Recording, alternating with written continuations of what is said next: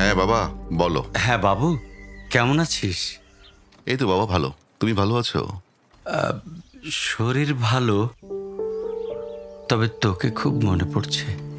দাঁড়াও বাবা, হেলমেটটা পরে নিই। ঈদে কি বাড়ি আসবি না? ঈদে বাড়ি আসবো কিনা বলতে পারছি না বাবা।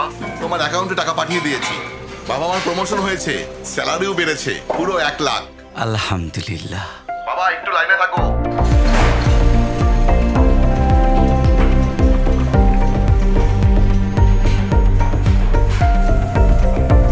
বাবা তুমি তো বলেছিলে পিতৃঋণ কখনো শোধ হয় না।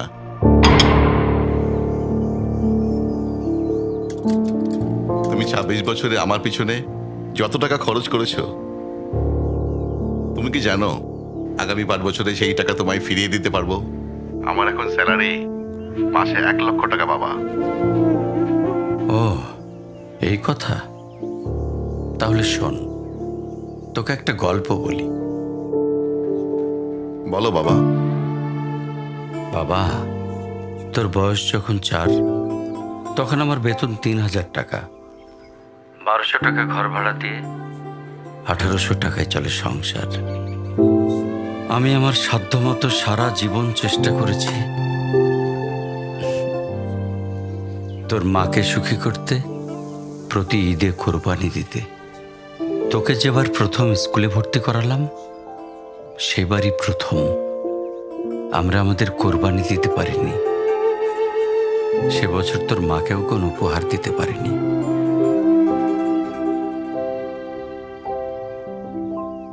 তুই যখন ভার্সিটিতে উঠলি, আমাদের অবস্থা তখন মোটামুটি ভালো, কিন্তু খুব কষ্ট হয়ে গিয়েছিল যখন আমার ট্রান্সফার হয়।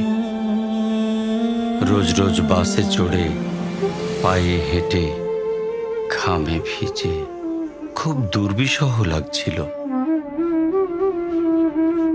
একদিন শোরুম থেকে একটা বাইক দেখে আসলাম।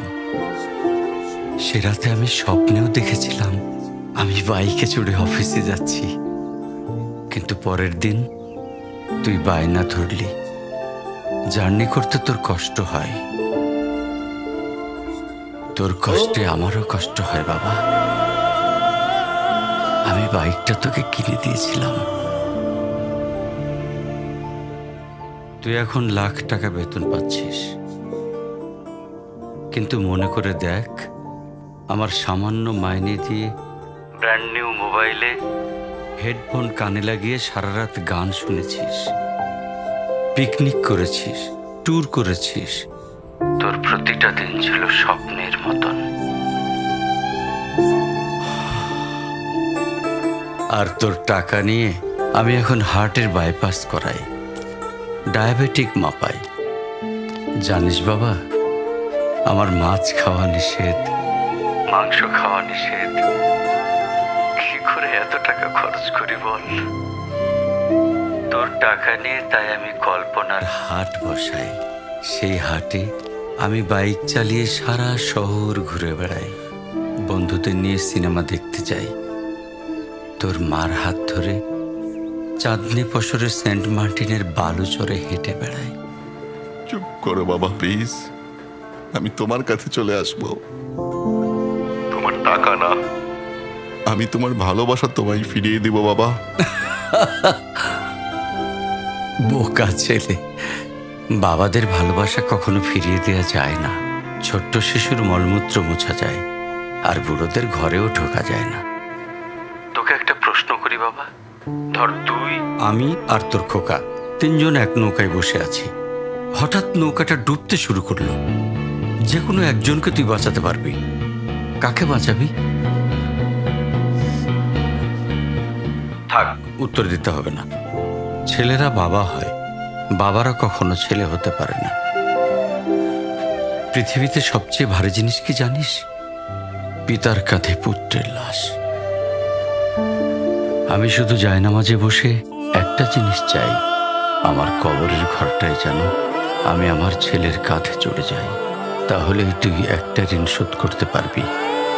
তোকে কোলে নেয়ার ঋণ। বাবাদের ঋণ কোনোদিন শোধ করা যায় না। পৃথিবীর সকল বাবার প্রতি RRM স্টিলের শ্রদ্ধা ও ঈদুল আজহার শুভেচ্ছা। ঈদ মোবারক। RRM স্টিল পারিবারিক বন্ধন তৈরিতে বদ্ধপরিকর।